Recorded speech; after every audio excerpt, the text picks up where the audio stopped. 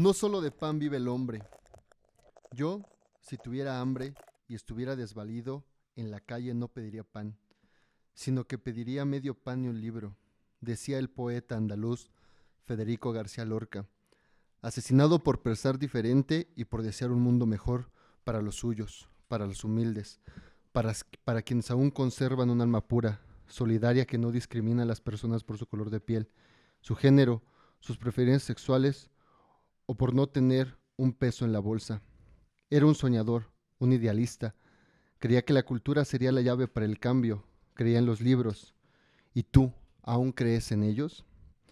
Estimado lector, en pocas partes del mundo, los libros de texto son gratuitos y llegan a las manos de todas las niñas y los niños. En México se ha luchado porque todos tengan acceso a la cultura. Ahora te toca a ti recibir el fruto de esa lucha. Así empieza el libro de texto Proyectos Comunitarios de Sexto Grado. Así comienza nuestro programa del día de hoy titulado Libros de Texto, la disputa por la educación. Bienvenidos a Todo en Contra. El día de hoy me acompaña aquí a mi izquierda, siempre a la izquierda, nada a la derecha, me acompaña Miguel Alvarado, periodista de Viceversa Noticias, y detrás en los controles está el resto de equipo de Todo en Contra, y también tenemos invitadazos que en la segunda parte del programa estarán presentes. Nos acompañará el profesor investigador de la UPN Martín Flores, Ítalo Díaz, director de la secundaria Sentimientos de la Nación, y la profesora Rosa María López, directora de la primaria Paulo Freire. Yo soy Ali Pacheco, de Imagina Periódico. Hoy hemos decidido darle voz a los maestros, periodistas y maestros, maestros y periodistas, porque durante el mes que lleva el debate de los libros de texto, no se ha escuchado la voz de los profesores, o ha sido muy limitada esta voz. Y aquí en Todo en Contra los tenemos. También tenemos, antes de entrar con Miguel, también tenemos libros de texto que el día de hoy, el día de ayer, fueron distribuidos en el Estado de México a las primarias del Estado. Aquí están y pronto estarán, y en algunos casos ya están en las manos de los niños y de las niñas mexicanas. Tenemos de cuarto, de primero, de segundo, de tercer grado. Ay, ayúdame, Miguel, porque este de cuarto grado es muy interesante, de la tiendita, se expresa la comunidad LGBT, el medio ambiente, la inclusión, la integridad. Yo creo que en particular causa mucho impacto, mucho encono a quienes son los principales opositores de los libros de texto. Y para comenzar este programa, Miguel Alvarado, de Viceversa Noticias, se puso a rascar ahí en su librería personal y nos trajo no unos obsequios, nos va a enseñar algo bien preciado que es muy importante ver. Bueno, ya quisiera yo poder obsequiarlos, pero no puedo. Y bueno, yo creo que es muy importante, si estamos hablando de los libros de texto, pues por lo menos tener una pequeña visión acerca de cómo eran antes, al menos muy superficialmente.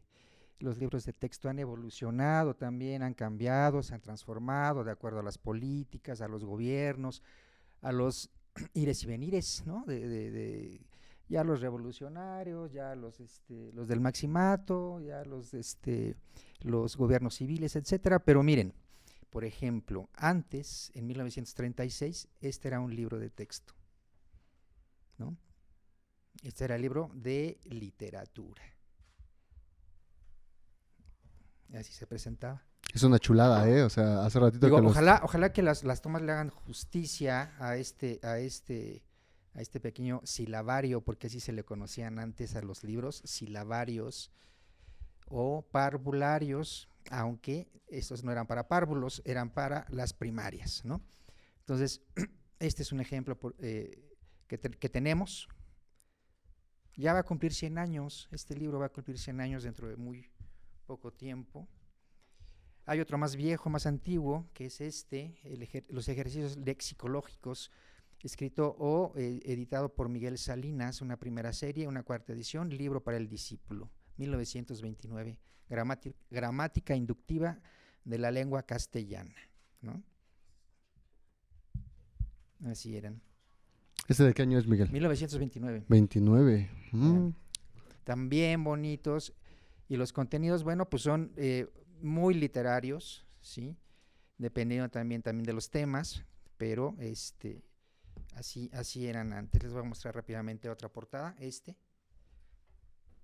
Libro de lectura para el 5º y 6º años, de Atenógenes Pérez Soto, profesor de la Escuela Normal Veracruzana. Uno más, Rosas de la Infancia, de una escritora muy famosa en los años 30, 40, María Enriqueta, que participaba también en situaciones pedagógicas. Rosas de la Infancia. Muy famoso. Yo creo que sus abuelos, los que tengan, se van a acordar de ellos. Y uno más, Lecciones de Cosas, libro de lectura, enseñanzas elementales por el doctor Jesús Díaz de León, ¿no? Vamos a verlo un poquito. Algunos están ya muy maltratados, pero en general se conservan muy bien. Y tiene que haber colecciones enteras perfectamente conservadas en algunos acervos de bibliotecas, etcétera, que pueden ser consultados. Aquí vamos a ver, por ejemplo, los de Trillas. Estos son más o menos recientes, a lo mejor tienen 15 años, no sé. Tienen alrededor de 4 o 5 años. Son ok, bien, son más recientes entonces. Pero Trillas es una de las editoriales que se quedó sin chamba esta vez, ¿no? Ahorita les vamos a dar un pequeño detalle de esos dineros. En particular tiene una característica, ¿no? Que fue escrito por Enrique Krause, que es sí. uno de los detractores de la 4T. Dominios de la Historia de México. Son ejemplos nada más editoriales, ¿no?, que estamos presentando para que tengamos una idea de cómo han ido cambiando los formatos. Si todavía meternos a los contenidos, eso pues es todavía más complejo. Hoy nuestra intención es presentar pues los nuevos libros y después debatir acerca de su contenido en algún programa subsecuente. Pero primero necesitamos conocerlos, ¿no? Y voy a dar algunos datitos acerca de lo que significó esta tarea del gobierno federal actual, en el sentido de estas publicaciones que tenemos aquí, ¿no? Estas valdría la pena a lo mejor que pudieras poner ahí una, si se puede. Bueno, entre 2018 y entre el 2023, el gobierno federal había gastado 4,065 millones de pesos en la hechura de libros. Y esta cantidad era tal, o fue así, porque tenía que contratar ya en los diversos procesos que implica la elaboración de un libro de texto, pues a editoriales, a personas especializadas, a editores, a escritores, a revisores, etcétera, que empezaban a dar su cotización de ese tamaño, ¿no?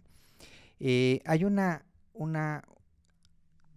dependencia que en forma abreviada se le conoce como CONALITEG, que quiere decir la Comisión Nacional de Libros de Texto Gratuitos, y que desde 1960, en el año en que comenzaron a circular los libros de texto con Adolfo López Mateos, ¿no? Este CONALITEG fue fundado por Adolfo López Mateos, y en 1959 y en 1960 los libros de texto gratuitos comenzaron a circular en México. Bueno, pues les digo que desde 1960 a la fecha se han impreso y circulado 7,854 millones de libros. ¿Se imaginan cuántas bibliotecas podríamos llenar con eso? Bueno, yo creo que ahora ninguna, porque muchos de esos libros, pues la mayoría pues terminan en la basura, ¿no?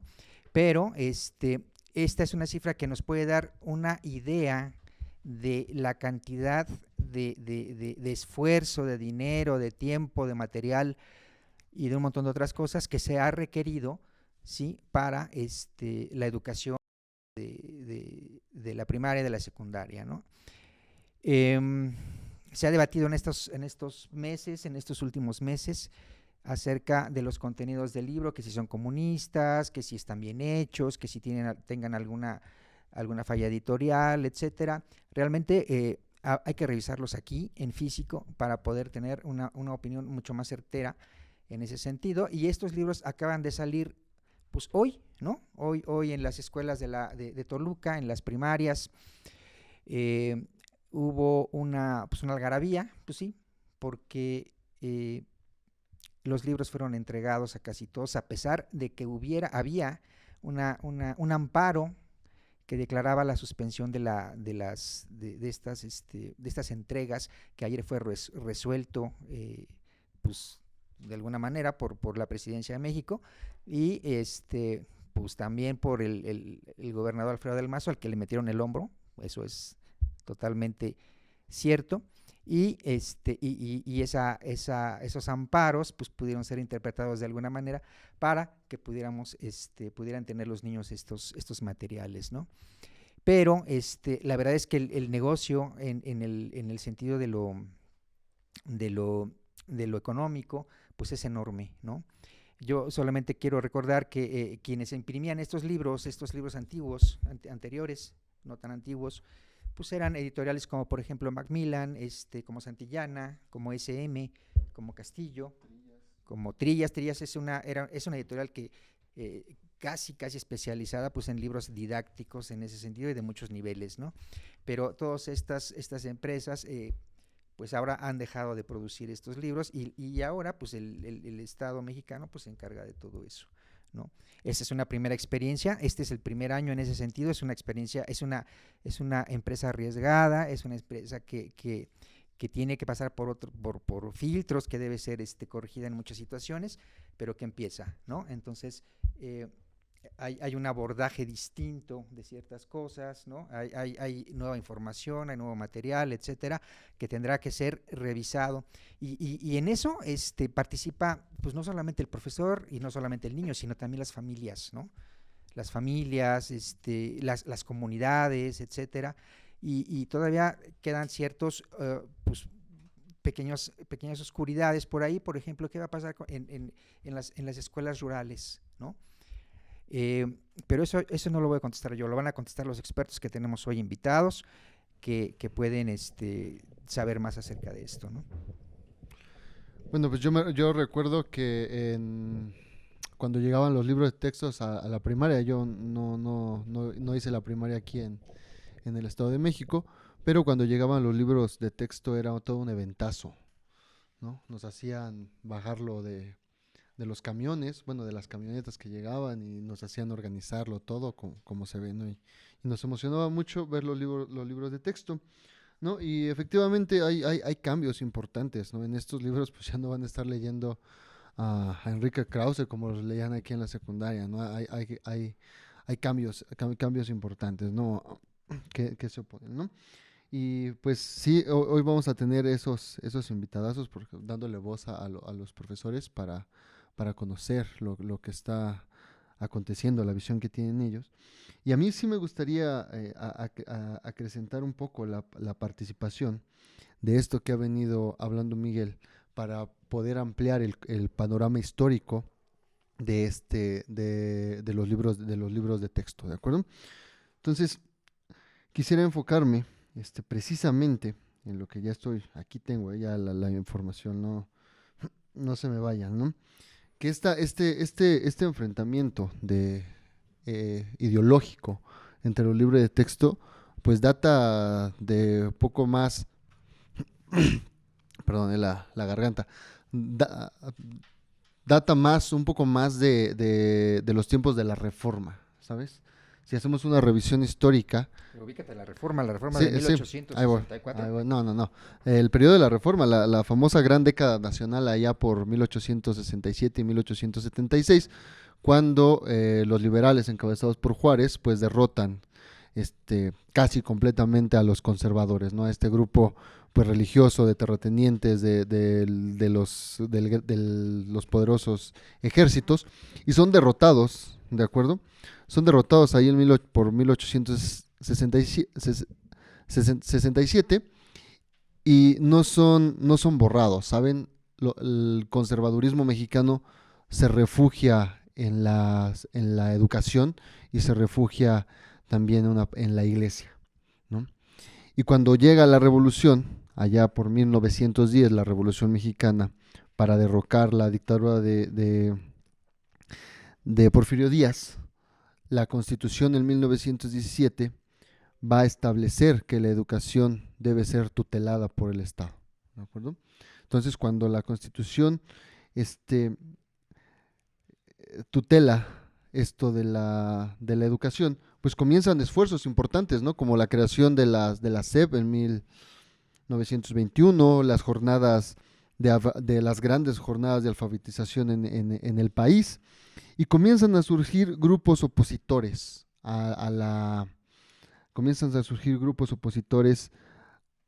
a este esfuerzo, que era una deuda pendiente de la Revolución Mexicana, la educación, ¿de acuerdo? Y ahí estaba agazapado el conservadurismo en la educación. Y cuando comienza, por lo menos traigo tres ejemplos históricos de oposición, ¿de acuerdo? A la educación laica y también a los libros de texto, ¿no? Primero debemos de identificar un poco quiénes son los que se están oponiendo actualmente, que es el Partido Acción Nacional, que es el ministro de la Corte Luis María Aguilar Morales, el que dio los amparos a la gobernadora de Chihuahua, Maru Campos, para que no se repartiera en ese estado de los libros. Y también un actor importante, la Unión Nacional de Padres de Familia, creada en 1917 con el objetivo de derogar el artículo 3 de la Constitución. La Unión Nacional de Padres de Familia se constituyó en todo el país, es una organización civil que opera en todo el país, ¿de acuerdo? Y esta, fíjense, fundamentalmente perteneció cuando se fundó a la antigua burguesía porfirista, ¿de acuerdo? Y a la clase media. Fue la primera organización de padres de escuelas particulares de las que se formaron posteriormente. Se estableció como una asociación civil, un organismo paraeclesial que reconocía la obediencia absoluta de las autoridades eclesiásticas, con quienes mantuvo lazos muy estrechos, aunque no manifiestos, por el temor existente a que sus acciones comprometieran a la Iglesia en algún momento. Posteriormente defendería una postura más radical que ella, ¿de acuerdo? Incluso tuvieron rencillas con Calderón en algún momento. ¿Y cuáles son estos tres momentos de los que hablo sobre la Unión Nacional de Padres de Familia que se opusieron? ¿De acuerdo? El primer ejemplo es en 1934, cuando el gobierno de Cárdenas pues declara que la educación sería socialista, excluyendo toda doctrina religiosa de sus contenidos y buscando combatir al fanatismo al presentar a los estudiantes un concepto racional, exacto y científico del universo y de la sociedad. En 1934, como ahora, se opusieron los caciques, se opuso la Iglesia Católica, se opusieron grupos de extrema derecha, identificados con el movimiento sinarquista, grupos predecesores del famoso Yunque, del Partido Acción Nacional, así como también la Unión Nacional de Padres de Familia. Comienza a aparecer. Es decir, que estos grupos conservadores se oponían a una escuela laica, científica y centrada en el colectivo en lugar del individuo. Y eso, pues, no es algo nuevo lo que pasa hoy. ¿Y cómo se manifestó esta oposición en 1934? Pues se manifestó a través de panfletos y publicaciones que salían de los templos católicos, o sea, de las iglesias. Ahí tenemos en este ejemplo en pantalla de un panfleto que salía ahí, era difundido afuera de los templos, ¿de acuerdo? Y en estos panfletos se difundía la falsa idea de que la educación socialista corrompería la moral, la fe y las buenas costumbres de los niños al negar la existencia de Dios. Esto propició el rechazo de amplios sectores de la sociedad al modelo educativo socialista propuesto por Cárdenas. Y ahí en pantalla vemos varios periódicos de la época, varios periódicos de 1934, donde pues se detalla este enfrentamiento entre las autoridades educativas y este grupo conservador encabezado por la Unión Nacional de Padres de Familia. ¿De acuerdo? El debate duró meses y terminó en que pues sí se iban a seguir, la educación y sí iba a ser laica, ya no iba a ser socialista, pero pues ahí hubo algunos matices. Incluso ya que esto fue rechazado por amplios sectores de la sociedad, se confirmó que un agente confidencial gubernamental, es decir, una oreja, un espía del gobierno, pues informó que el cura de la iglesia de Santo Domingo había amenazado con excomulgar a todas personas que estuvieron a favor de la educación socialista. Ojalá y mañana no nos vaya a excomulgar a nosotros, Miguel, No, a la mí no me iglesia pueden católica. excomulgar porque yo ya estoy Ya, excomulgado. ya estás excomulgado, ¿no? Sí. Bueno, ese es el primer momento de la oposición a la educación socialista por parte de este grupo de la Unión Nacional de Padres de Familia. Y luego tenemos uno más cercano, ¿de acuerdo? En 1959 y 1960, durante el gobierno de López Mateos, cuando se introdujeron por primera vez los libros de texto gratuito, que pues también se introdujeron para que fuera, pues se ampliara el derecho a la educación. Por ahí tenemos una imagen del primer libro, mi primer libro de primer grado, ese mero, ahí lo tenemos. Ahí aparece Hidalgo, Juárez y Madero, ¿no? Los de las tres transformaciones. ¿De acuerdo? En esta época, cuando salen los primeros libros de texto, la Unión Nacional de Padres de Familia cobró nuevos bríos y en enero y febrero de ese año hubo manifestaciones en Monterrey convocadas por ellos y la Cruzada Regional Anticomunista. En ellas alertaron sobre la comunización gradual de la niñez de Nuevo León e introdujeron la consigna México sí, libros de texto no. El diario El Norte, que es el papá del Reforma, ¿sí?, advirtió que el comunismo se había materializado en forma de texto gratuito por obra y gracia de las autoridades educativas federales y estatales, ambas del PRI. ¿De acuerdo? Eso nos recuerda un poco a lo que dice Javier Alatorre, ¿no? ¿Sí? Vamos allá, y el último ejemplo es el de 1972, cuando se introdujo por primera vez en esta generación de libros de texto la educación sexual. ¿De acuerdo? En ese momento, también la Unión Nacional de Padres de Familia estableció su propio material educativo en materia de sexualidad. Por ahí tenemos los libros que causaron, las páginas de los libros que causaron éncono en esta organización católica de educación sexual. ¿De acuerdo?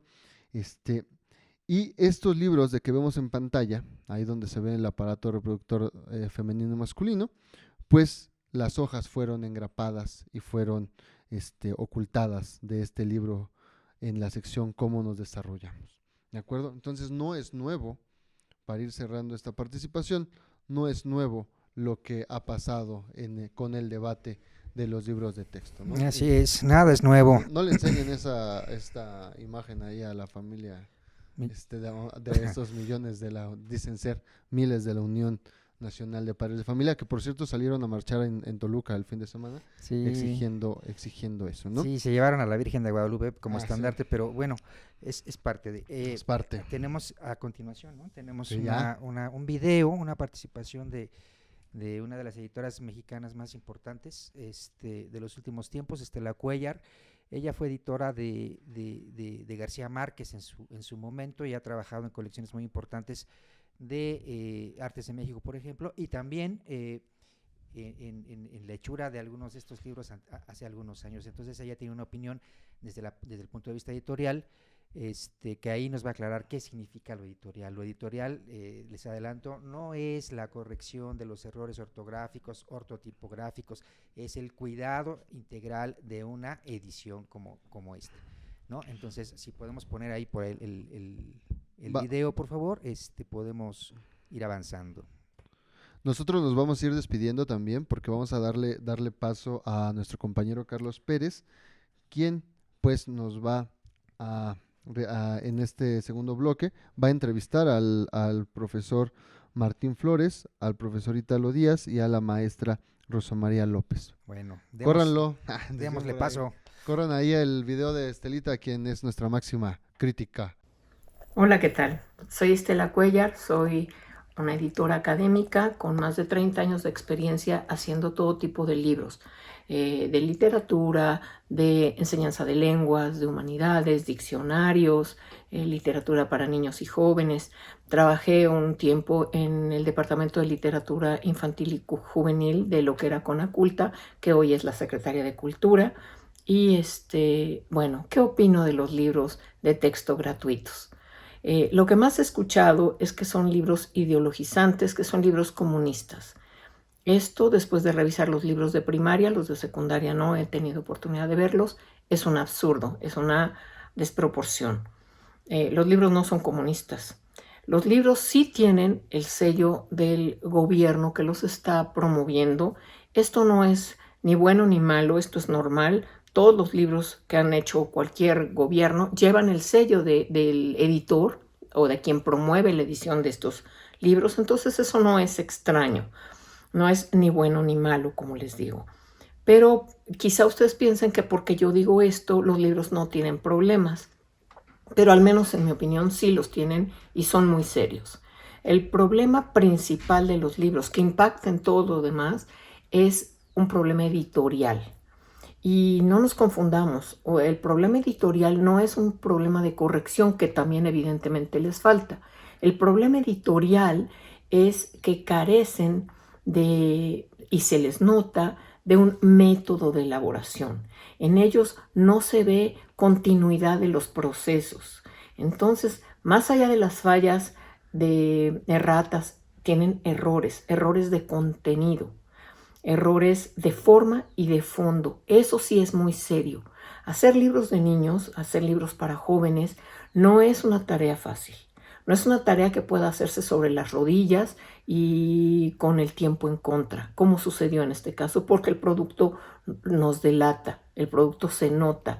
Los libros de texto gratuitos que hoy está proponiendo el gobierno federal se notan crudos, los sacaron del horno antes de tiempo. Entonces, ese sí es un problema y aunque lo quieran minimizar, no es un problema menor. Si hubieran tenido un buen coordinador editorial, este coordinador, antes de mandar imprenta, va checando los materiales y por supuesto que no está obligado a saber de todos los temas, pero sí está obligado a acercar expertos que los revisen en cuanto a contenidos y él tiene que checar el trabajo de correctores para que estén en forma. Obviamente un solo editor no puede aventarse la tarea, ni menos en ese tan corto tiempo de más de 30 libros, que es el paquete de los libros de texto gratuito. Ese paso, el contar con un editor, es evidente que se lo brincaron o estos editores hicieron un trabajo negligente y deficiente, porque si no nos explican las fallas de contenido y de forma y las fallas de fondo. Un buen trabajo editorial hubiera evitado o minimizado las broncas que están enfrentando hoy los libros de texto. También tendría que haber responsables de estas negligencias, porque no es poco asunto el que se hayan imprimido 10 millones de libros mal hechos. Y están mal hechos porque están inacabado el proceso. Pareciera que imprimieron como pruebas piloto de contenidos y de forma y de corrección. Entonces, los libros todos tienen erratas. Eso es casi un dogma. Es muy difícil encontrar un libro que no tenga erratas. Pero los libros de niños y jóvenes tienen que tenerlas menos. Procurar que estos libros sí no tengan erratas. Acá abundan, es un río de erratas y de errores y de problemas de contenido. No son áreas de oportunidad, son señales de alarma. Son libros que se tienen que revisar, pero no se tienen que revisar mientras están circulando. No deben circular mientras no se hayan resuelto esos problemas. No me parece que los libros no deban tratar tal o cual tema. No, está bien que traten los temas que están planteando.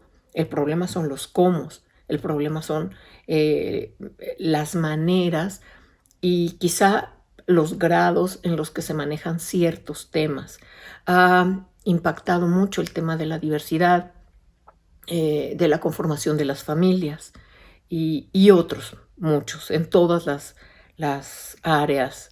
En literatura, bueno, hay una merma en cuanto a contenidos de literatura en el área de español con respecto a libros anteriores. Otro tema que hay que poner en la mesa y que se relaciona con estos libros de textos son la reforma educativa. En 18 años ha habido 3 reformas educativas. Antes de esta, que más que una reforma es una revolución. Y esto no está mal. El problema es que entre una y otra reforma, por ejemplo, en el 2011 hubo una, luego en el 2013 hubo otra, en el 2019 hubo otra. Antes de que dejen madurar y evaluar los resultados, ya se viene una nueva reforma.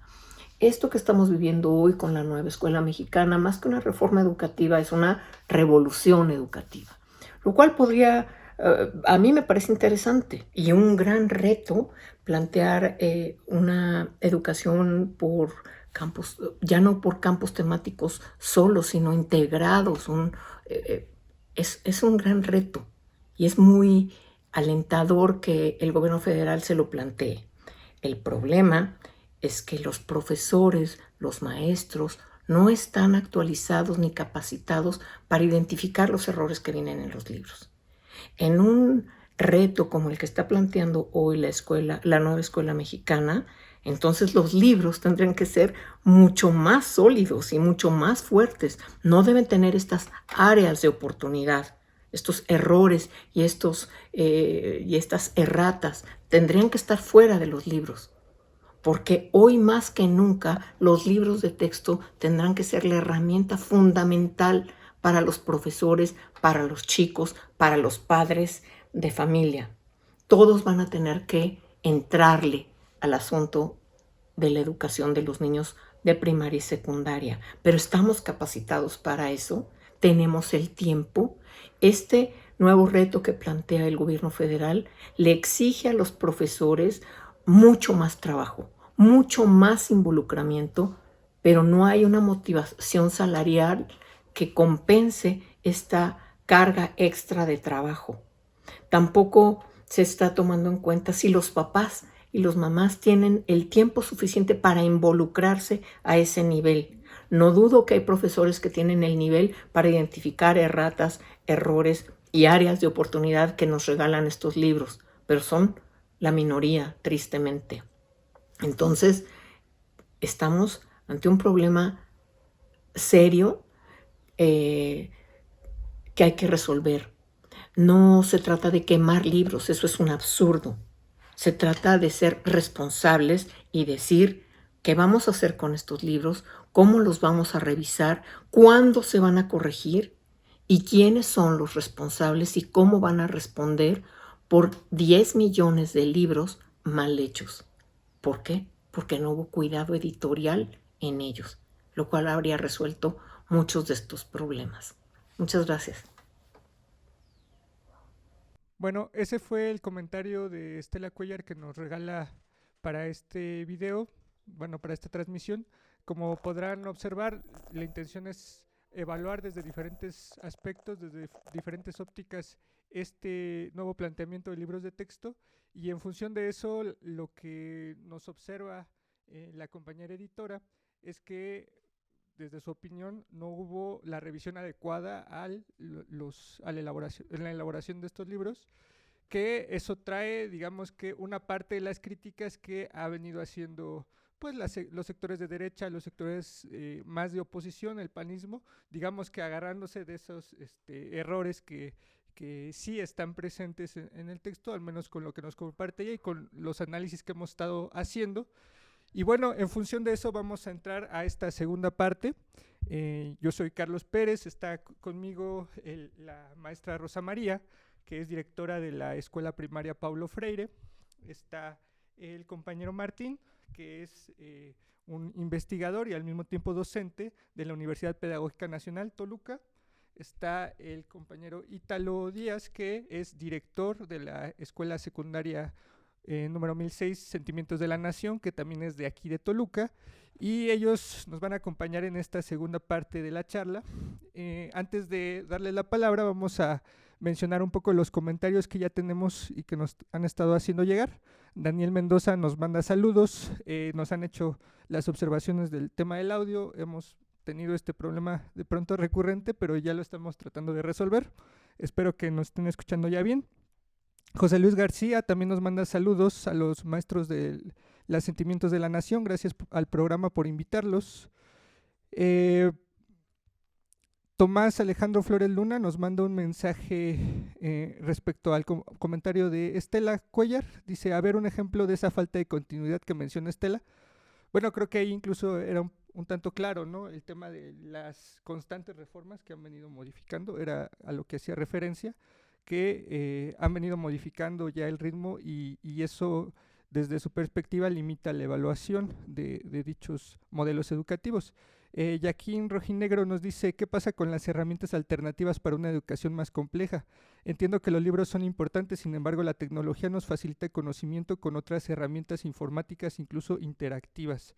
Bueno, creo que allí apunta un elemento que ahorita podemos ir desarrollando, ojalá lo tengamos presente para poder abordarlo. Yo creo que tiene que ver justo con que estos libros se están presentando como una herramienta más en el proceso pedagógico y de ahí se suman un conjunto de herramientas que en algunos casos se tiene acceso y en otros no, ¿no? Tenemos también mucha desigualdad a la hora de acceder al internet, por ejemplo, en muchas escuelas no hay, ¿no? Que ahorita podremos comentarlo.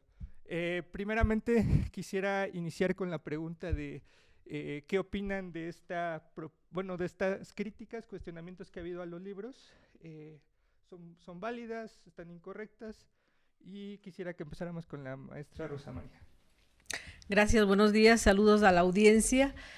Sí, yo creo que errores los hay, como se ha venido mencionando, no solamente en esto, sino en los distintos momentos en los que se han hecho los tirajes de libros, ¿no?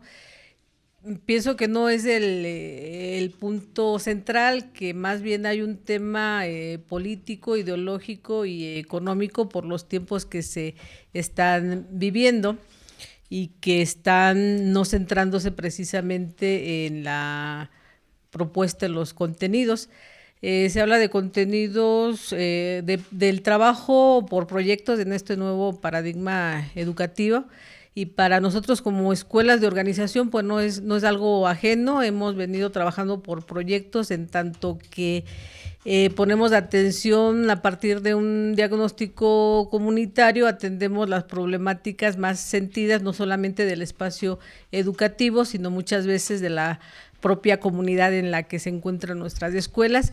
Y entonces hacemos una serie de actividades en donde todos participamos, los docentes, los propios alumnos, la comunidad, para atender y resolver el problema. Y bueno, hablaría yo del caso más reciente que tuvimos en nuestra escuela, en la Escuela Paulo Freire, que cumplimos 21 años, este año cumplimos 21 años de haber promovido, fundado esta escuela. Y durante todo este tiempo no hay agua, no hay servicios, no hay agua potable en la comunidad. Este año tuvimos que hacer todo un proyecto en donde se involucró a todos para poder resolver esta situación. Al interior de la escuela, en la propia comunidad, al interior de la escuela hicimos captación de agua pluvial, hicimos talleres para construir con todos una cisterna ecológica, hicimos baños secos para no ocupar agua limpia para los desechos y finalmente logramos introducir el agua potable a las calles principales de la comunidad y por supuesto pues ya a la escuela. Entonces esto no es ajeno para nosotros, el trabajar por proyectos comunitarios o proyectos de aula. Es un trabajo que conocemos y hemos desarrollado. Perfecto. Maestro Martín, ¿qué piensa de esta polémica? Bueno, yo quisiera iniciar planteando el tema de que formé parte de la elaboración de los libros de texto. En mi caso, yo fui uno de los autores de uno de los proyectos que viene en el libro de 4º grado, que se llama Proyectos Comunitarios. Por lo tanto, de manera directa, de manera personal, estamos metidos en este asunto y tenemos una opinión, evidentemente, con respecto a este tema. Y bueno, pretendo, aunque sea brevemente, relatar la experiencia que significa o que significó participar en la elaboración del libro de texto gratuito. Hace un año, más o menos por el mes de agosto, hubo una convocatoria pública para todos aquellos que estuvieran interesados en participar en la elaboración de los libros de texto. Nos solicitamos, pedimos nuestro ingreso a esa convocatoria y se nos aceptó en un primer momento para integrarnos. Se hicieron una serie de capacitaciones, de formas de cómo trabajar los libros de texto, más o menos hasta marzo, ¿verdad?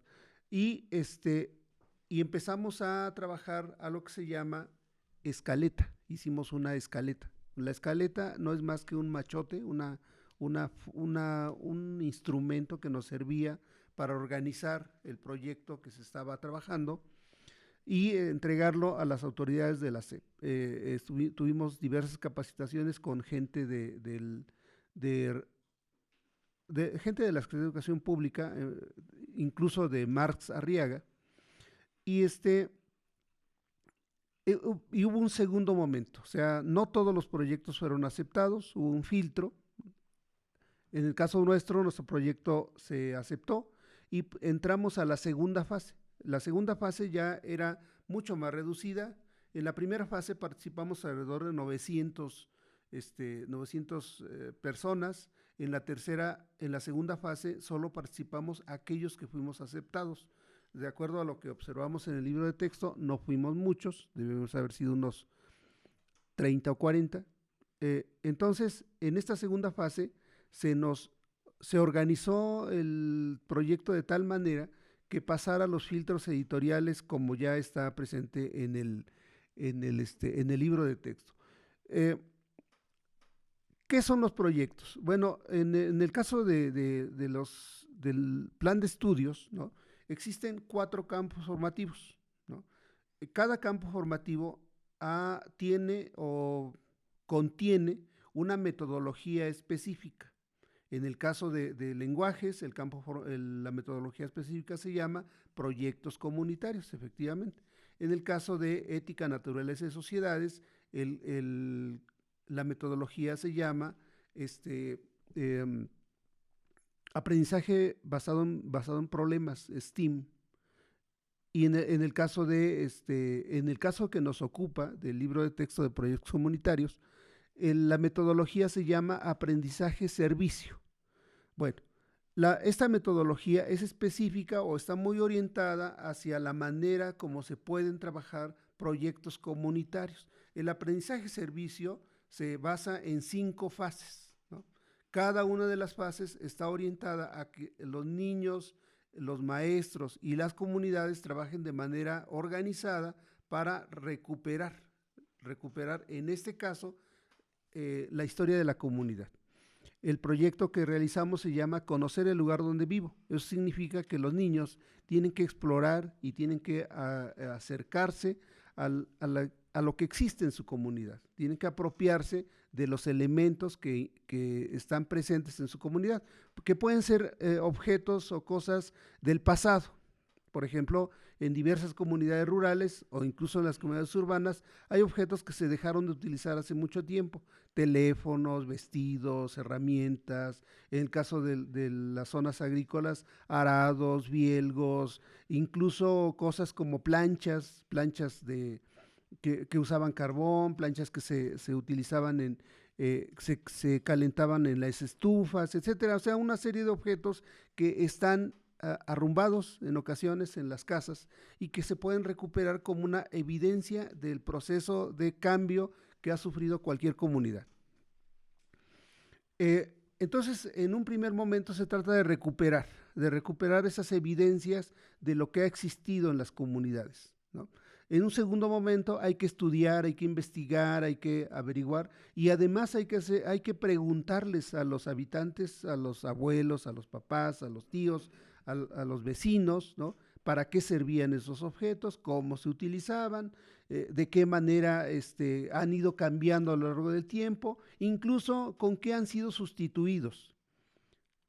Es decir, por ejemplo, existe la evidencia de que había planchas de carbón, ¿verdad?, y en la actualidad eso ya no existe, han sido sustituidas por las planchas eléctricas que todo el mundo conoce, ¿verdad? Entonces, esos cambios forman parte de la misma historia de la comunidad. Y los niños tienen acceso a esas fuentes de información de tal manera que les permitan recuperar su identidad, recuperar los conocimientos que tienen con respecto a el entorno que les rodea. En un tercer momento hay que ponerse de acuerdo, y eso tiene que ser al interior del aula, hay que ponerse de acuerdo cómo se van a presentar esos productos. La propuesta, el proyecto, plantea que se puede hacer o un museo o una exposición temporal. Cualquiera de las cosas que se haga, ya sea el museo o la exposición temporal, requiere de una organización, requiere de hacer fichas, requiere de ubicar un lugar específico donde depositar los objetos, requiere de organizar a los alumnos que van a recibir a los visitantes, requiere de decidir qué tipo de exposición se hace, sea al interior del aula, sea al interior de la escuela o incluso para toda la comunidad. Y esas son decisiones que tienen que tomar los niños y el maestro, incluyendo incluso pueden involucrarse las personas, padres de familia o vecinos, etcétera.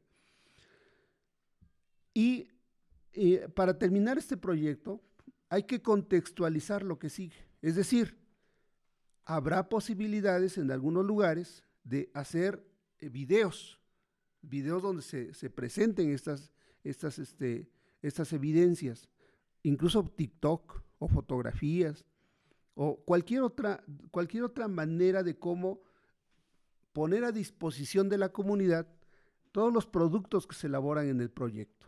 Incluso las entrevistas, porque puede haber en algún lugar, ¿verdad?, que no es raro, puede haber, por ejemplo, un arado, ¿no? Un arado de los que se usaban hace muchos años y que está arrumbado por ahí y que la gente dice, ese arado lo usaba mi abuelo y lo usaba así, se usaba de esta manera, y etcétera, etcétera, ¿verdad? Pero eso a lo mejor es complicado llevarlo a la escuela, entonces se le toma una fotografía, se entrevista a la persona que lo conoció, que lo usaba, y esa evidencia forma parte de esos materiales que se ponen a disposición. Todo esto tiene que ser contextualizado, es decir, sabemos que hay comunidades, que hay escuelas que no carecen de los elementos mínimos como luz, etcétera, señal de internet y demás, que les permitan realizar algún tipo de trabajo relacionado con la tecnología, pero habrá lugares donde sí se pueda hacer eso, ¿no? Entonces los proyectos están pensados para realizarse en el contexto de la escuela y de la comunidad. El maestro evidentemente conoce a sus alumnos, sabe cómo viven los alumnos, sabe cuáles son las limitaciones, cuáles son las características de los padres, de los vecinos, de la misma comunidad, y por lo tanto puede buscar la manera de cómo ir organizando y creando el ambiente de aprendizaje que les permita a los alumnos realizar los proyectos de la mejor manera posible. Así como este proyecto, están la mayoría o todos los proyectos que vienen en los libros de texto, de acuerdo al grado y de acuerdo a la fase. Entonces, cuando se plantea que los libros de texto asumen una forma distinta, lo que se está observando, y eso los maestros lo conocen, es que se usan metodologías específicas. Hay 4 campos formativos, ¿no? 4 campos formativos que se utilizan en la Nueva Escuela Mexicana, que sustentan la Nueva Escuela Mexicana, y cada uno de esos campos formativos asume un compromiso específico con una metodología determinada. Evidentemente, esto requiere de un proceso de capacitación y de formación continua de los docentes que tendrá que realizarse a lo largo del tiempo. Sin embargo, muchos maestros, o la mayoría de los maestros, ha trabajado a lo largo de su vida laboral, de su vida profesional, con distintas maneras de realizar sus actividades docentes, incluyendo el uso de los proyectos. De ahí que no sea novedad este asunto de los proyectos. Los proyectos, como metodología específica, ya vienen del principio del siglo XX, de los años 20, 30, 40 del siglo XX. Los proyectos han adquirido distintos nombres a lo largo del tiempo, ¿verdad? Entonces, cuando en este momento se plantea la utilización de la metodología basada en proyectos, lo que se está haciendo es darle continuidad a una tradición educativa que proviene de la historia de la educación en nuestro país. Fíjense que el periodo neoliberal, como le llaman algunas personas, lo que hizo fue simplificar el proceso de enseñanza-aprendizaje, simplificarlo de tal manera que quedó como una caricatura, ¿no? Durante el sexenio de Calderón y de Peña Nieto, se simplificó en 3 fases: inicio, desarrollo y cierre, y eso lo llamaron secuencia didáctica. Una secuencia didáctica consistía en esos 3 partes: inicio, desarrollo y cierre. Eso simplificó el proceso didáctico de tal manera que el docente podía hacer muchas cosas, incluyendo enseñar, pero generalmente no lograban los objetivos que se planteaban. De tal manera que nosotros sabemos en la actualidad que, a pesar de que había muchas horas de matemáticas y muchas horas de español, pues los niños carecen de los conocimientos y del dominio mínimo de las matemáticas y del español, precisamente porque las metodologías en ese tiempo, estamos hablando del periodo que va de 2000 a 2018, esas metodologías eran bastante inconsistentes, es decir, no daban resultados. Esperemos que este cambio metodológico en el ámbito del proceso de enseñanza-aprendizaje permita recuperar los conocimientos que de alguna manera están presentes en la escuela. O sea, cuando dicen que los actuales planes de estudios carecen de matemáticas y de español, obviamente la gente que lo dice en la mayor parte de las ocasiones desconoce de qué está hablando. No sabe cómo se realiza en específico el proceso de enseñanza-aprendizaje, porque el proceso de enseñanza-aprendizaje no es para todos, es para los maestros, y los maestros sí saben hacer esas cosas, ya sea que lo hayan aprendido en su formación inicial, en la experiencia que desarrollan cotidianamente en las aulas, o a través de distintas formas de formación continua, ¿no? Ya no me da tiempo, sin embargo, a mí sí me gustaría poner un ejemplo específico que tiene que ver con algo que han estado machacando muchos conservadores: el asunto de la adquisición del proceso de lectoescritura, ¿no? La adquisición de la lectoescritura es un proceso específico, didácticamente orientado, que permite al alumno apropiarse efectivamente de la lectura y la escritura. Y evidentemente en eso tienen un papel fundamental los libros de texto, pero no son el único material que se utiliza. En estos momentos, estamos hablando de los primeros días del siglo escolar, los últimos días de agosto y los primeros días de septiembre, lo que están haciendo los maestros no es utilizar el libro de texto, están haciendo el diagnóstico de los niños. Y va a haber un momento en que se va a utilizar el libro de texto, pero no ahorita. Y se puede utilizar el libro de texto, pero también se pueden utilizar otros materiales. Entonces,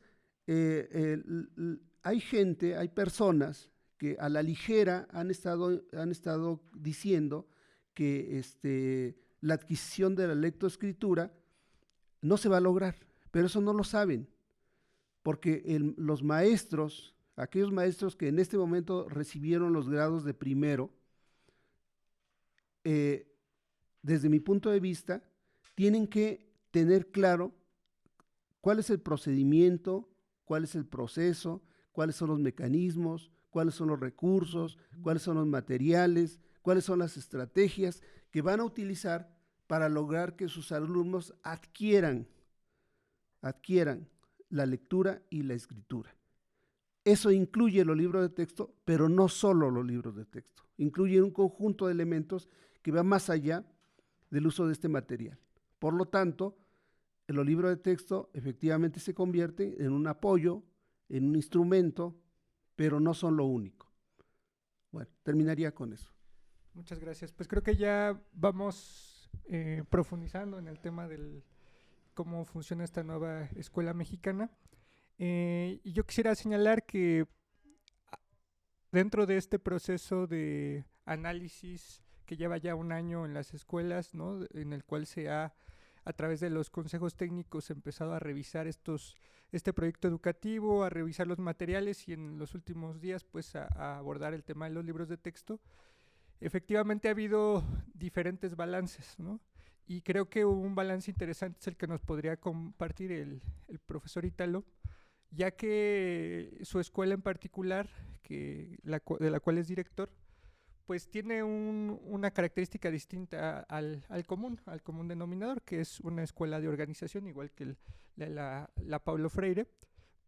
Y eso implica que, como decía también la maestra Rosa María, muchos de los aspectos que vienen en la nueva escuela mexicana ya se venían aplicando, ¿no? Porque son parte de las reivindicaciones sociales, de una educación crítica, de una educación distinta que se ha venido buscando a través de diferentes expresiones y movimientos que se han encauzado en la Coordinadora Nacional de Trabajadores de la Educación, y en función de eso creo que nos puede abonar, ¿no? El maestro en su opinión de cómo ha sido el recibimiento de este proyecto y qué han dicho los profesores, ¿no? A la hora de revisar estos materiales, ¿no? ¿Cuál ha sido la opinión en su escuela?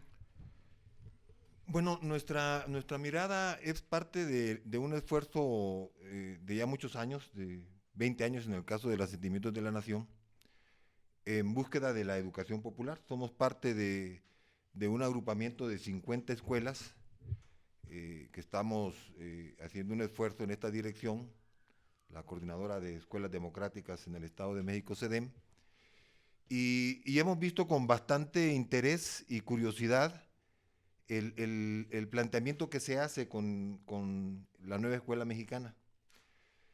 Yo creo que es importante primero situar históricamente los contextos de lo que fue el modelo neoliberal educativo, el contexto de lo que es la nueva escuela mexicana. Y antes de entrar a poner sobre la mesa esta parte del contexto histórico, que siempre es importante para valorar los modelos educativos, pues también observar quiénes son los protagonistas de este debate, de esta disputa por la educación, que es también una disputa por el proyecto de nación. Los protagonistas visibles de esta disputa por la educación son, por un lado, un bloque de poder neoliberal, conservador, que pues se reivindica como el gallardín de la calidad y de la eficiencia. Es un bloque de poder en el que se agrupan efectivamente el clero, los empresarios, sectores de la oligarquía financiera internacional. Sus proyectos educativos fueron diseñados justamente por organismos financieros como la OCDE. Se pusieron sobre la mesa pruebas estandarizadas como Enlace y PISA, pero ese es un bloque de poder. Y digo de eficiencia y de calidad porque fueron los signos distintivos del modelo educativo neoliberal, ese mismo que nos llevó a la importación de los conceptos empresariales al sistema educativo, con todos los formatos de liderazgo, tratando de aprender a las comunidades con terminologías de insumos y de usuarios, etc. Es el bloque neoliberal conservador, pero subrayo liberal conservador. El segundo bloque que está en la disputa es también liberal, pero se reivindica como un bloque de poder liberal benefactor y se califica a sí mismo progresista por la excelencia y por el humanismo.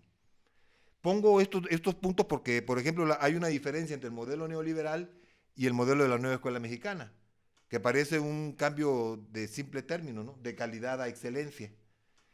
Hay de eficiencia a progresista, a humanista, etcétera, etcétera, pero son dos bloques de poder que están circunscritos dentro del contexto del pensamiento liberal, con sus peculiaridades y sus características. El primero evidentemente tiene una faceta conservadora, pero es neoliberal, ¿no? Y el segundo tiene una faceta progresista, vamos a ver en qué alcance, pero también es liberal, ¿no? Y esta idea del neoliberalismo por un lado y del liberalismo progresista por el otro lado, los coloca en una coordenada específica del pensamiento liberal que surge en Europa y que tiene su matriz junto con el desarrollo de lo que fue el capitalismo, del pensamiento liberal y del pensamiento de la clase social que lo empuja y lo lleva adelante, ¿no? Que es producto de todo ese proceso, que es el pensamiento burgués finalmente. Entonces tenemos esos dos actores disputándose el destino de la nación y disputándose el sentido de la educación. Pero lo tenemos a partir de un fantasma que apareció en escena, que es el fantasma del comunismo. Entonces hablamos de un proyecto neoliberal, hablamos del proyecto de la nueva escuela mexicana, hablamos del fantasma del comunismo, pero nadie habla del proyecto educativo de este fantasma. Por eso, porque es un fantasma, de repente está mingoneado, todo el mundo se desgarra las vestiduras de alguna u otra manera frente al fantasma del comunismo.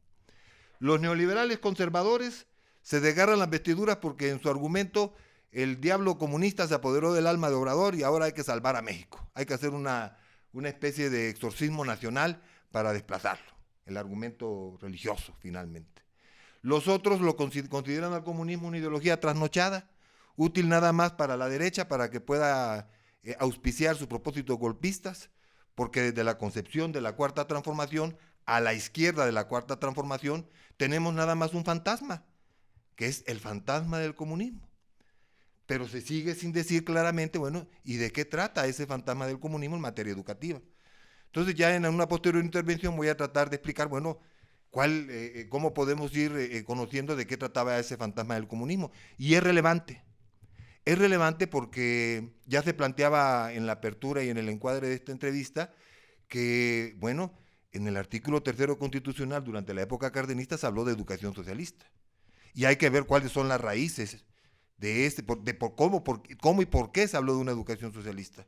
Y para poder entender eso es inevitable conocer una de las experiencias más importantes en la historia de la humanidad en cuanto a un proyecto educativo que se planteó propósitos, pues yo creo verdaderamente revolucionarios, porque plantearse armonizar un proyecto educativo con la supresión de la explotación asalariada y de la explotación del hombre por el hombre, no se había planteado.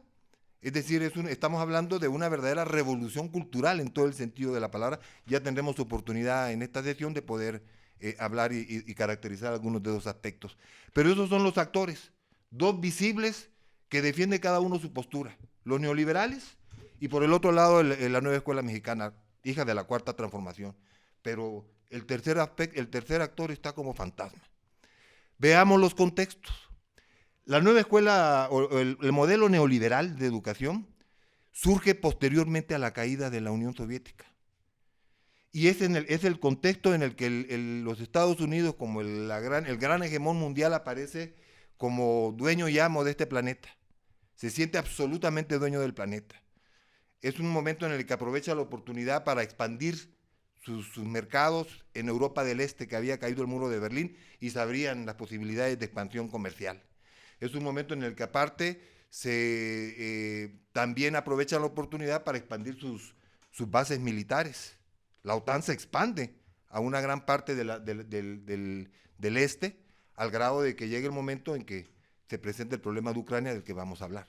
El asunto es que a la par de la caída del muro de Berlín y de la caída de la URSS, también se propicia planteamientos como el fin de las ideologías y el arribo de la posmodernidad, la globalización modernizadora, y aparece también la idea de la educación por competencias y habilidades para la vida, como un eufemismo para referirse a cómo vamos a hacerle para incorporar a los chicos, a los jóvenes estudiantes, a las características del capitalismo en la última década casi del siglo pasado y principios del XXI. Ese contexto en el que aparece el modelo del neoliberalismo de la educación, del modelo neoliberal de la educación, cambió. Y cambió no hace mucho. Es decir, nadie se lo esperaba. Pero lo cierto es que en el escenario internacional de pronto apareció con su emblemática bandera, con sus estrellitas a un costado y toda la simbología referida a sus aspiraciones comunistas, aparece la República Popular China y se convierte en un actor que le comienza a competir a los Estados Unidos su hegemonía económica. Y esa circunstancia sumado al hecho de que los propios rusos, que venían de un proceso también casi apocalíptico de su proyecto, también desafían a los Estados Unidos a propósito de la expansión de la OTAN en la zona del este. Y llega un momento en que dicen, pues yo no puedo tener misiles en Ucrania, y menos con esa bola de bandidos que están rindiéndole culto a Esteban Bandera, que era un fascista. Y entonces dice, pues hasta aquí llegaron, no podemos permitir eso, está de por medio de nuestra existencia como nación, ya no digamos socialista, mucho menos comunista, está de por medio de nuestra existencia como nación capitalista en un mundo multipolar. Y le ponen freno y ponen en vilo a toda Europa. El fantasma de Hiroshima y de Nagasaki comienza otra vez a expandirse por todos lados, pero los Estados Unidos no se espantan por eso y abren otro frente. Deciden disputarle inclusive a China su soberanía sobre Taiwán. En América Latina podemos visualizar muy claramente ese proceso, porque en América Latina, de pronto, en el marco de esta pérdida de hegemonía a nivel mundial de los Estados Unidos, se suscitan los fenómenos no solamente de Obrador, de Petro en Colombia, recientemente de Arévalo en Guatemala, y la lista es larga, de Castillo en Perú, de Cristina en Argentina, de Xiomara en Honduras, es decir, aunado al eje del mal calificado por la nueva doctrina de seguridad nacional de los Estados Unidos, Cuba, Nicaragua y Venezuela. Es decir, fueron desplazados los proyectos neoliberales. Los Estados-nación, que de repente estaban estrangulados por el agiotismo internacional que los tenía hasta el cuello, incapaces de poder gestionar una política de desarrollo de sus propias naciones, de pronto tienen nuevas posibilidades de abrir nuevos mercados por la circunstancia que significa la ruta de la seda, el asunto de China, el asunto de los BRICS, se comienza a cuestionar el asunto del dólar, de la hegemonía del dólar, no solo como moneda de intercambio, sino como instrumento de guerra, y se insubordinan a las directrices de los Estados Unidos, es decir, es un contexto totalmente diferente. Si anteriormente los proyectos educativos ya estaban siendo diseñados por los organismos financieros internacionales, posterior a la caída de la Unión Soviética, en el nuevo contexto, los Estados-nación recuperan la soberanía para poder elaborar sus proyectos educativos. O sea, vuelve otra vez la matriz de la elaboración de los proyectos educativos a los Estados nacionales. Y estos le asignan sus propias características. En el caso de México, por supuesto, siendo el modelo educativo de la nueva escuela mexicana, hijo de la Cuarta Transformación, pues es liberal. Y ahí hay que rastrearlo a partir de lo que significó este liberalismo con lo que fue la resistencia contra la ocupación norteamericana, en la que participan muchos liberales, en la propia revolución de Ayutla, la reforma, la resistencia contra Maximiliano, el fusilamiento de Maximiliano. Es decir, hay un conjunto de eventos hasta llegar a la Revolución Mexicana, con lo que significa el cardenismo y un conjunto de cosas que nos hablan claramente de los signos nacionalistas que le va imprimiendo la nueva escuela mexicana a su visión educativa.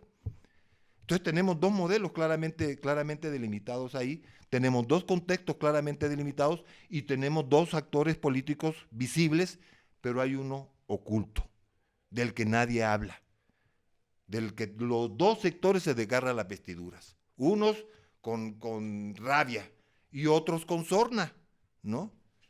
De modo que el asunto de los libros de texto, aun cuando es un instrumento complementario, se convierte en el punto de debate no de dos proyectos educativos, sino de tres.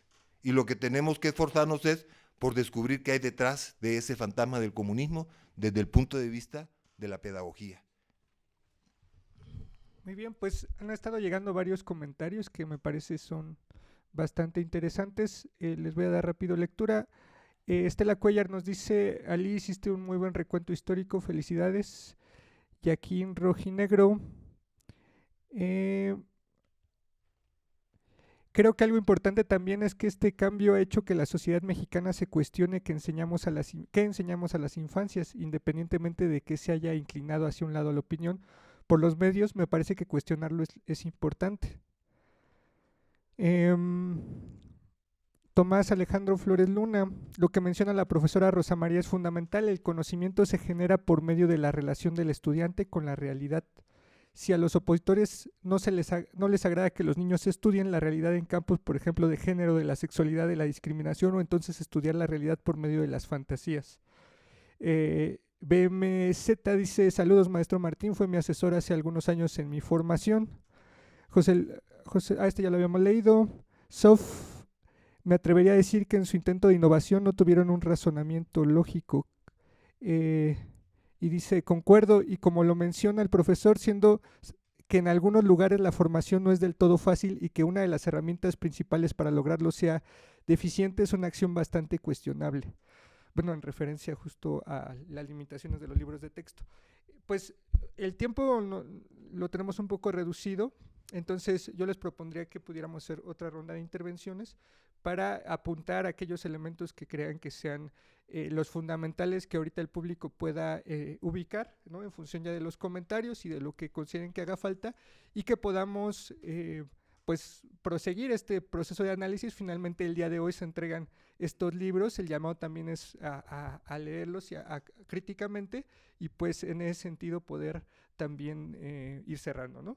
Entonces, maestra Rosa María nos ayuda con su opinión. Sí, claro que sí, cómo no. Al principio de mi primera intervención decía que esto es más un tema político, ideológico y de pugna entre, pues finalmente, aunque no ha sido de manera profunda la manera en que se han tocado los intereses de la oligarquía en el país, pues el dueño de la televisora de TV Azteca respondió porque le estaban exigiendo el pago de impuestos que debía, y pues muy indignadamente dio una porción mínima y bueno, todavía despotricando contra todos.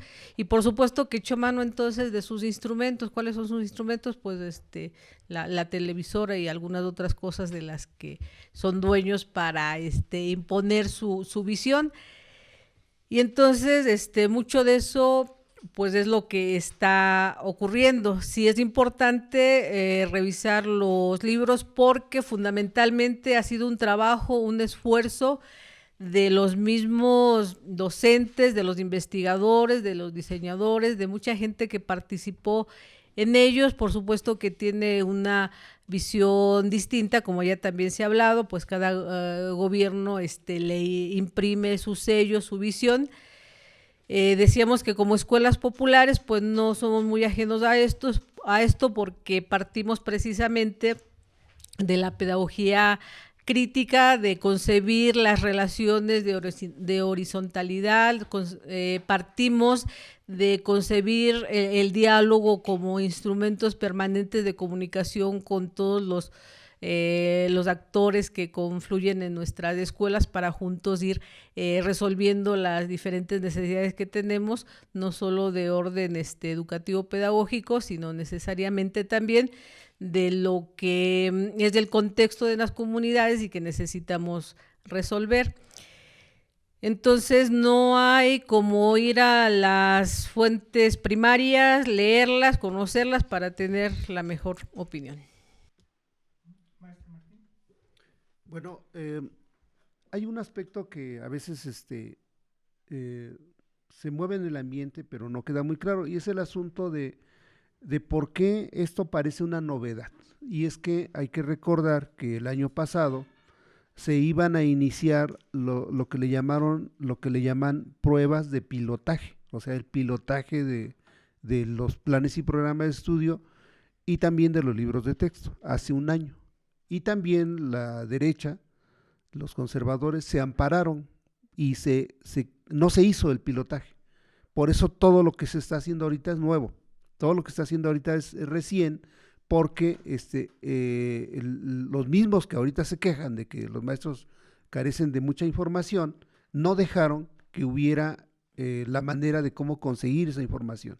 Entonces, todas las escuelas que iban a ser pilotos, no se hizo, precisamente porque metieron sus amparos desde hace un año.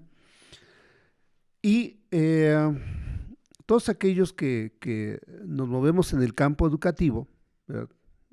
sabemos que en la teoría curricular se dice que una de las digamos, capacidades, características de los estados nacionales es definir los contenidos que se enseñan. En ese sentido, toda educación responde a una lógica del poder, toda la educación. Vaya, la educación en Estados Unidos, la educación en Europa, la educación en cualquier país responde a la lógica del poder. Y efectivamente, todos los estados controlan la manera como se diseña, se presenta y se desarrolla la educación. En ese sentido, no hay ninguna novedad. Eso se sabe desde hace muchos años. Es más, desde los griegos empezaron a trabajar ese asunto de la lógica curricular. Y en la actualidad pues, hay una serie de teorías y de formas de comprender cómo se construyen los currículums, cómo se construyen los planes y programas de estudio en cualquier país. Entonces, este asunto no es novedad. Lo que es novedad es la manera como se están utilizando los libros de texto como una, le vamos a llamar, arma arrojadiza, en donde los dos grupos que se pelean utilizan el libro de texto como armas, ¿no? Cosa que no debería ser así. Los libros de texto son una herramienta, un instrumento que facilitan, que permiten, que generan la posibilidad de mejorar el proceso educativo, pero fundamentalmente eso depende de las relaciones que se establezcan entre tres elementos de la educación: el alumno, el maestro y el contenido. Y en la medida en que esos tres elementos se muevan armónicamente, la educación tendrá un buen desempeño. Entonces los libros de texto no son ni lo malo ni lo bueno de este asunto, sino son algo que tenemos que tener en las manos y tenemos que apoyarlos en ello para avanzar y seguir con el proceso educativo. Maestro Ítalo, pues ahora sí si nos quiere hablar de ese fantasma. Pero muy rápidamente. Señalar por lo menos 4 aspectos que me parecen característicos de la nueva escuela mexicana que no deben pasar desapercibidos. La nueva escuela mexicana acoge como valores implícitos en su diseño curricular los derivados del nacionalismo revolucionario, acrisolados por su pasado liberal de resistencia a la intervención yanqui y a la francesa, así como por la expropiación petrolera cardenista, pero esto no lo convierte en antiimperialista. Se reclama heredera de la Revolución Mexicana, oculta su carácter de clase burgués y reivindica sus conquistas sociales para apropiarse de los referentes simbólicos del pueblo, pero esto no lo convierte en revolucionario. La nueva escuela mexicana reivindica el humanismo mexicano como expresión de su política social y benefactora y apela a los valores cristianos secularizados para establecer su código de ética, la búsqueda de la felicidad, el amor al prójimo, el no matarás, el no robarás, etcétera, se convierten en parte consecutiva de las mañaneras. Este fenómeno puede parecer contradictorio con el liberalismo, que fue anticlerical, pero el liberalismo pronto entendió que le resultaba más fácil expropiarle los bienes a la iglesia, disputarle el monopolio que tenía sobre la educación, y que le resultaba más cómodo y provechoso secularizar sus valores y convertirlos en un código o en un catecismo civil.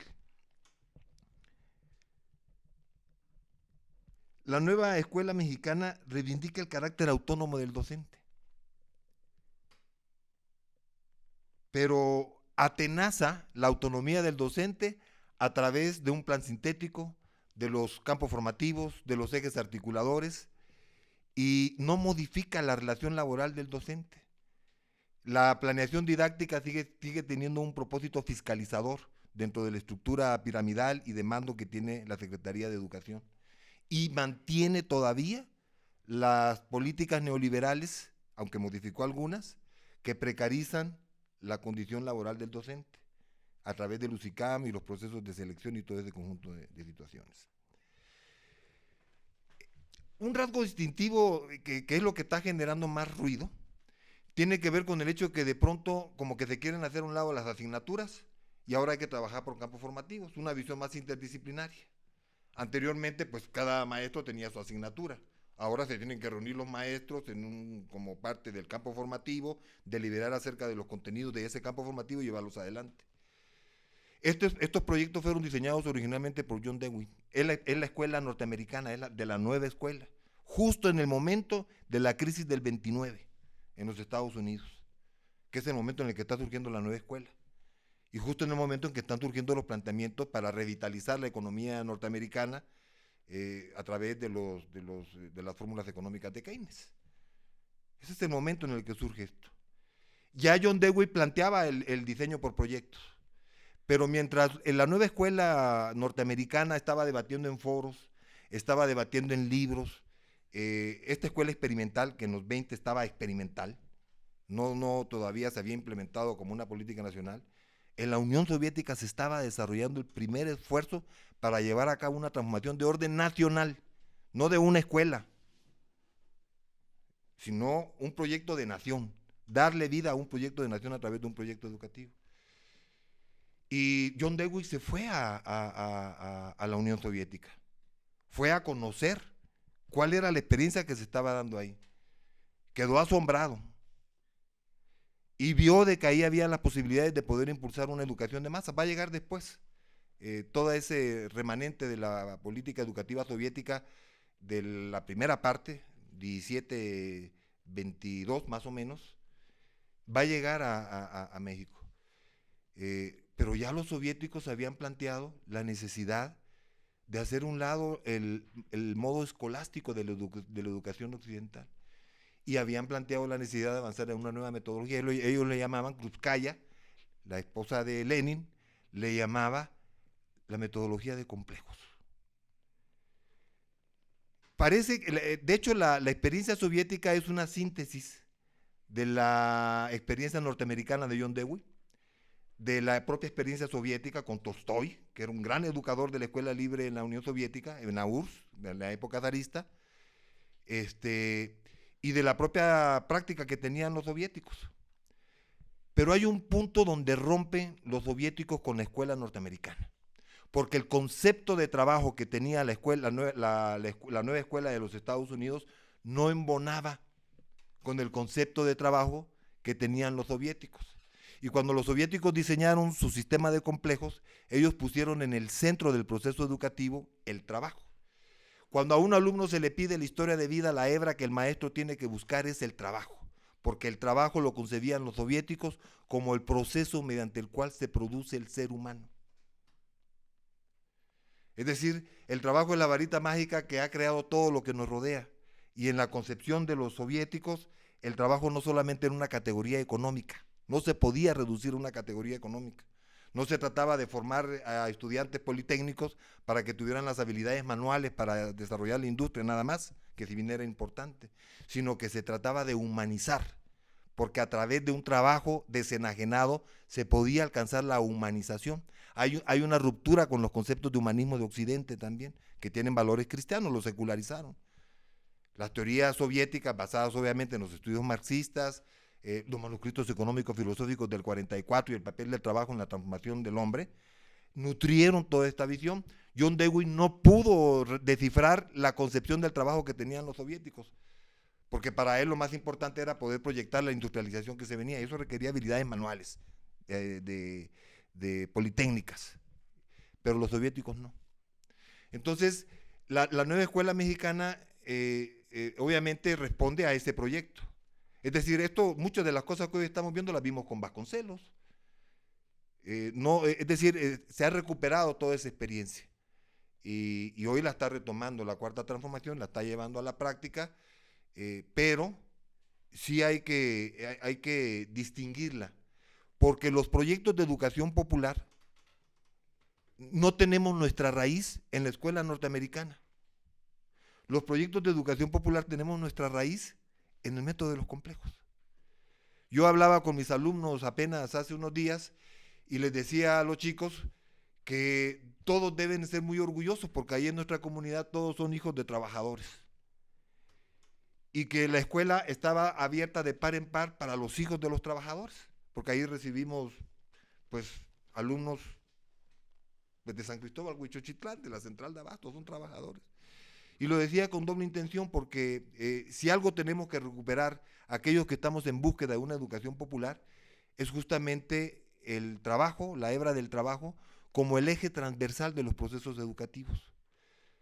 Cuando a un chico se le pide una historia de vida, nos interesa saber sobre todo cómo se formó él. Pero no lo vamos a hacer a través de otro elemento que nos guíe, que no sea de qué trabajaban sus papás, de qué trabaja tu mamá, de qué trabajó tu familia. El trabajo es el proceso a través del cual se produce el ser humano. Y cuando a los chicos, bajo el régimen capitalista en el que vivimos actualmente, les planteamos conocer sus historias de vida, lo que vamos a terminar por descubrir es las diferentes facetas del trabajo enajenado.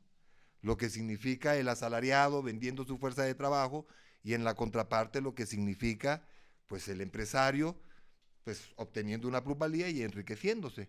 Pero eso ya aterrizándolo en los contextos específicos. Eso es lo que tendríamos que buscar, porque eso es lo que realmente puede llevar a una educación emancipadora y humana. Porque si asumimos que el trabajo es el proceso a través del cual se produce el ser humano, solo liberando al trabajo de su enajenación, podríamos acceder a una verdadera humanización, y no a través de la secularización de los credos cristianos. Entonces ahí viene el proceso de ruptura. El modelo soviético de los complejos, un complejo es un asunto que tiene una utilidad para detonar conocimiento, ¿no? Y a partir del cual se pueden desarrollar. Los soviéticos tenían por lo menos en educación primaria 4 complejos. Y a partir de esos 4 complejos, cada maestro desarrollaba 8 temáticas diferentes y las tenían planificadas en medio de enormes dificultades, mucho más complejas que las que enfrentó Vasconcelos cuando comenzó a impulsar un proyecto educativo nacional en el país. Enormes dificultades, sabotajes y de todo. Y ahí estaban ellos ya, fueron los primeros en comenzar ya a implementar. Bueno, no había, en el sistema soviético ni siquiera existían los grados. Hoy nos asombramos, no habían exámenes.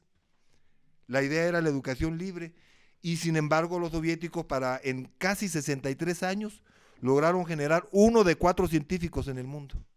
Fueron los primeros que orbitaron el planeta Tierra con Yuri Gagarin ahí dándole la vuelta al planeta y mandaron a Laika a un viaje interestelar queriendo llegar a la Luna, ¿no? Entonces, a mí me parece terrible, me parece que es importante que en esta disputa por la educación que se está dando actualmente, ese fantasma comience a estudiarse por lo que significó la experiencia que ahí está todavía llegándonos. Es muy usual que hablemos de Antonio Makarenko, con su poema pedagógico, pues quién no lo conoce, soviético.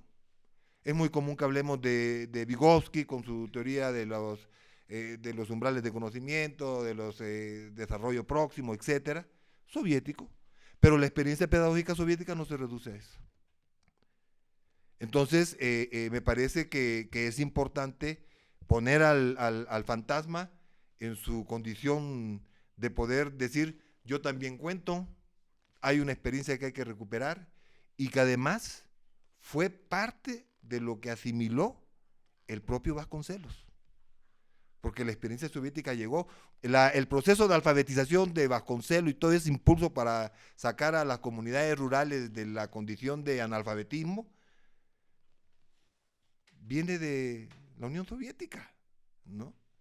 El proceso de querer separar el asunto de los libros de texto, el asunto de las meriendas escolares y todo ese conjunto, vienen de allá, fueron partes de las que asimiló. En el caso mexicano, pues se juntó y predominó la escuela norteamericana. Entonces, un poco situar esas partes para que el fantasma pueda verse más materializado y que por lo menos podamos orientar a nuestro auditorio de ahora a que le echen una ojeada al método de los complejos. Que entiendan lo que significó el sentido del trabajo como eje transversal en la Escuela Única del Trabajo en la Unión Soviética, ¿no? Para que podamos ver a esta otra parte no como una circunstancia de estereotipo y de estigmatización, sino que la veamos en el terreno de la pedagogía. Valoremos lo que significó la pedagogía soviética. valoremos lo que está significando la pedagogía cubana, valoremos lo que está significando la pedagogía de la República Popular China, valoremos lo que está significando la pedagogía de Vietnam. En el caso de China es la segunda potencia tecnológica y económica del mundo. Bajo su tesis de un país, dos sistemas, y a confesión de parte ellos se declaran comunistas, habría que revisar qué está pasando ahí. Más allá de que algunos se puedan desgarrar las vestiduras, y con esto termino, por el fantasma del comunismo, lo que habría que ver es estudiar cuál es el aporte de las experiencias que los esfuerzos por constituir una pedagogía liberadora, anticapitalista, ha aportado a la humanidad. Gracias. Sí, yo agregaría, habría que valorar también la pedagogía que se ha desarrollado en la lucha magisterial en México, y que efectivamente en este escenario pues ha también sido crítica, ¿no? Finalmente lo que ha observado la Coordinadora Nacional de Trabajadores de la Educación en Oaxaca, en Chiapas, en Michoacán, es decir, nosotros tenemos un proyecto que conoce el gobierno federal y un proyecto que simplemente no está contemplado en esta nueva escuela mexicana, aunque algunas banderas de lucha, algunas reivindicaciones importantes, pues ahora como que las hace suya la nueva escuela mexicana, pero esta diferenciación y esta distancia que se ha tomado con el movimiento magisterial, pues finalmente tiene en esencia también una concepción de cómo quieren la educación, ¿no? ¿Quién va a predominar? Pues finalmente el Estado, por encima también de las luchas y de las contradicciones que pudiera haber, porque ¿cómo podemos tener una escuela emancipadora si las condiciones laborales del magisterio no se modifican, ¿no? Por poner un ejemplo central en la lucha actual, en la que el magisterio pues sigue planteando la necesidad de modificar, ¿no? El cómo se le evalúa, el cómo se plantean, digamos, que la ligazón entre la didáctica, entre la pedagogía y pues finalmente la condición laboral que tiene el trabajador, ¿no? Y bueno, me faltaron unos comentarios. Estela Cuellar decía, es interesante lo que comparte el profesor, pero una cosa es el proyecto y otra el libro de texto que lo explicará o guiará, y ahí están las fallas. Aseverar que se simplificó hasta hacerlo caricatura es falso. Lo que es novedad es lo mal hecho de los libros en forma y fondo. Insisten en no entender que las fallas son editoriales. Rosa María Martínez, concuerdo con los maestros, ya que la reforma educativa busca un sistema que se enfoque en la excelencia de los docentes, en su mejora constante y que radicalmente cambien los conceptos, principios y elementos que dan lineamientos al sistema educativo. Dicha reforma se propuso cerrar la brecha de calidad educativa entre escuelas privadas y públicas, y para eso hacer cambios en la forma en que entienden las realidades educativas del país. Y bueno, pues ya para ir cerrando, a mí me gustaría también señalar un aspecto.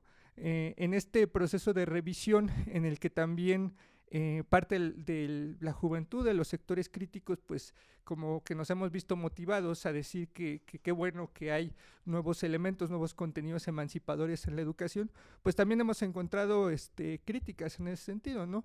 Digo, en mi caso, además del trabajo periodístico, pues he sido docente un año en escuela secundaria y soy biólogo, ¿no? Entonces yo revisé el material particularmente de biología, ¿no? Para primero de secundaria, y me parece que es evidente que si bien podemos hablar de problemas de forma, en el terreno del contenido sí hay, al menos en ese libro, un hueco que a mí me parece bastante grave, incluso, pues no sé si decir perverso, ¿no? El hecho de que en el plan sintético se contempla la necesidad de ver el campo de evolución de las especies.